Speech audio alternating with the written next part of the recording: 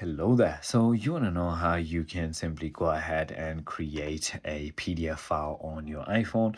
Well, this is going to be the only video that you'll ever need to watch on the internet. So with that being said, let's get straight into the video.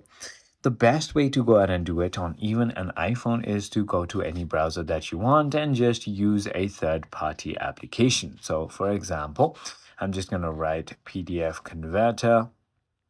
And I know that couple are very famous, like the free PDF converter. I love PDF. So you can simply go ahead and click on any that you want.